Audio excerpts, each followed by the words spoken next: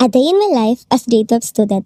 So ngayon naglalagay ako ng sunscreen kasi di ako nakapaglagay kanina sa face ko ng sunscreen bago ako pumasok. So 3 hours vacant kasi kami niyan, so wala kaming talagang actually ginagawa niyan that time. Kasi yung teacher namin sa shop, which is teacher namin sa CSS, is may ginagawa talaga, busy talaga siya, kaya yun, nagagawa namin yung mga bagay na gusto namin that time. So nakikita nyo nga dito, puting ng pag sunscreen ko, so talagang biniblend ko talaga siya ng maayos. Todo blend talaga ako dyan mga sis. And then dito nga, nakita nyo nga, maglalagay nga ako ng lip tint. Kasi tingnan nyo naman, maputla talaga ako kapag wala talagang lip tint. And then yung shade na pinipili ko lagi is pink. Kasi gusto ko talaga, look natural talaga yung lips ko talaga. So ayun nga, biniblend ko nga rin sa labi ko.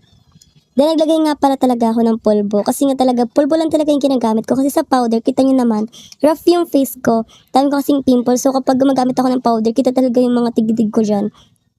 So talagang powdered lang talaga ako, nagpupulbo lang talaga ako. So yung ginagamit ko nga lagi is baby face na powder ng Johnson. Johnson baby powder. So ayun nga. Biniblend ko nga rin dyan. So dito nga pala yung maglalagay ako ng omega sa ulo ko nga. Painkiller siya pero naglagay talaga ako kasi wala lang, trip ko lang.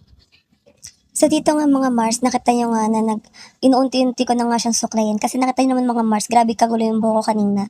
Bruha talaga ako tingnan. So, dyan nga struggle si nahihirapan nga talaga ako sa pagsukulay.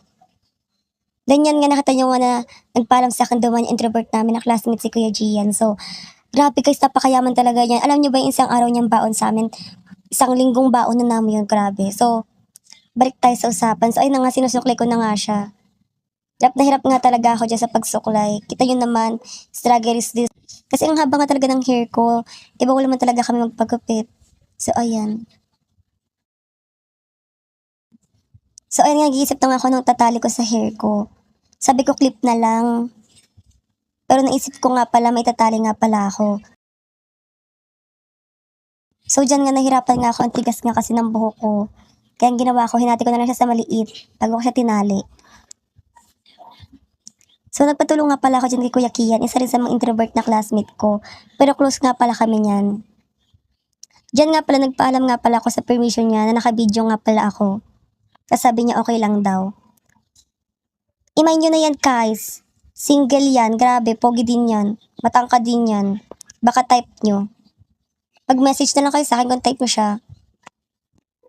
Grabe, ebenenta. Pero balik nga tayo mga mi. Ayun nga palang nagamit ko. Binigay nga palang sa akin ni John.